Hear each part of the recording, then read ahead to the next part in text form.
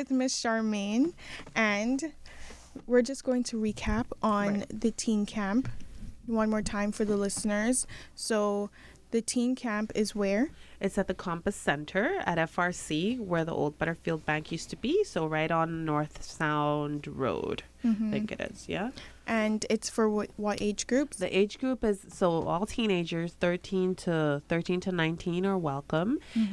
It's free. It's from the 15th to the 19th of August. Yeah. Yeah. And so you can expect a lot of, having fun, but also, a lot of creativity, a lot of interaction in developing these sessions, of course.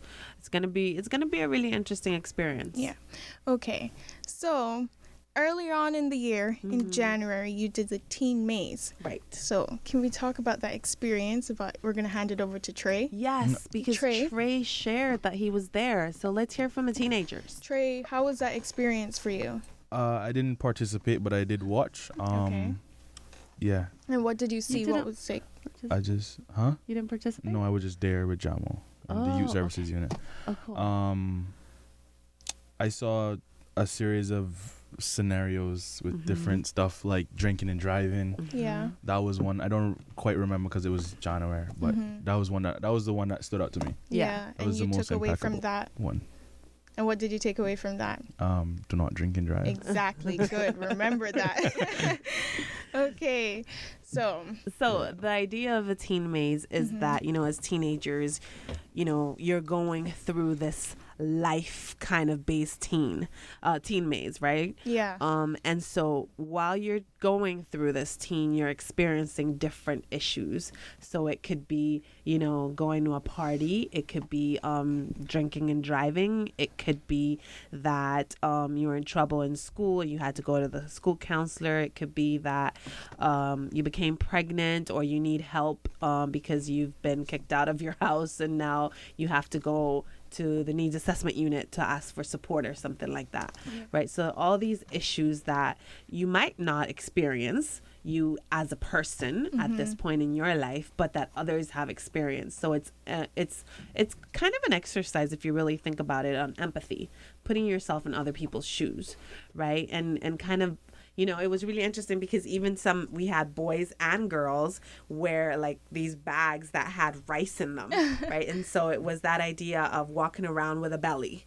Oh, wow. Yeah. And kind of looking at, how was everybody looking at you? And getting the stares. The stares, feeling a little bit embarrassed, and also putting it on our boys too, where, when we talk about pregnancy, it's not something that should only be a girl's responsibility, but it should be both, right? Yeah. So also having our boys putting themselves in a woman's shoe or a young girl's shoe and kind of experiencing what they're going through. By the end of this, a lot of them were like, oh my God, that is so heavy on your bag. How do you do that? Yeah.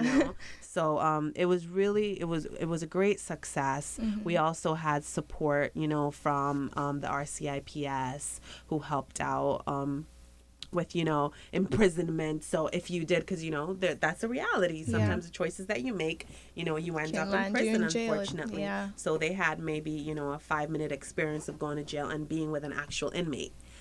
Yeah. So a lot of them had that reaction like you just did, an shock ex-inmate factor, where they were shocked, but at the same time they had an opportunity to process and kind of, whoa, this is not something that I want to experience. So it's all about your life is a sum of the choices that you make, right? So it's all about these different choices and how they can impact you. I think the teen maze is actually a really amazing thing. Will it be taking place next year? Well, the response was so great. We definitely are planning to redo it again. That's great.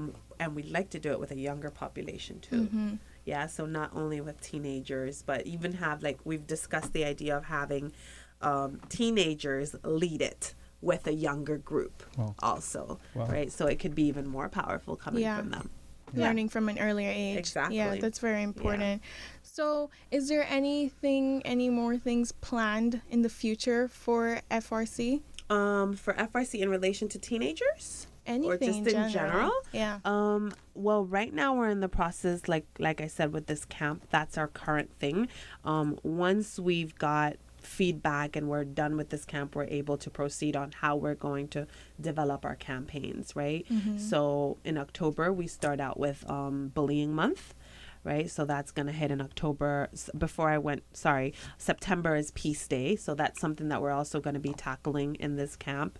We're going to be focusing on conflict resolution, right? So we're hoping to get a lot of ideas from a teenager so that we're using, valuable ideas to apply in the school system too, because I mean, conflict resolution is something that affects everyone, right? We all have conflict, but it's how we deal with it that's going to make a difference, right? And so we're going to have Peace Day coming up in September. We've got bullying day.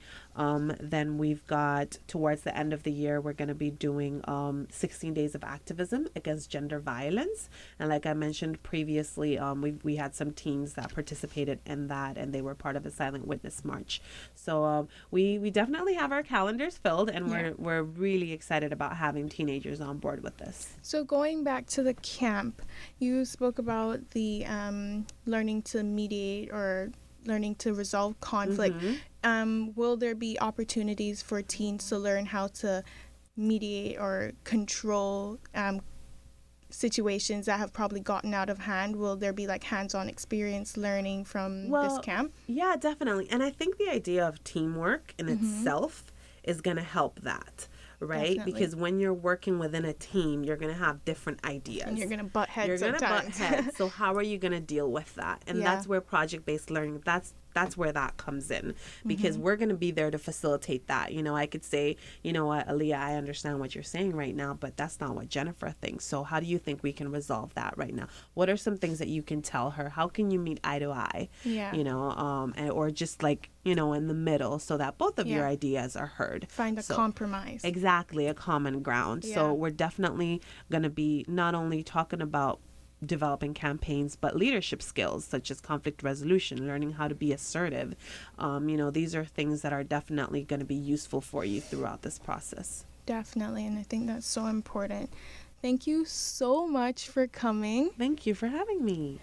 And you already gave your final comments or shout outs, but do you want to shout out anybody once again? No, not for now. I just think, we're all really excited for the 15th of August to come along and just see how, where that takes us in terms of what our teenagers are gonna share with us and, provide us with a lot of insight. So we're really excited, and we just really want you guys to come on board. It's free. We are gonna provide some snacks. Yay. And we're definitely gonna try to bring in as much as resources as possible to assist in the development of the ideas that you come up with.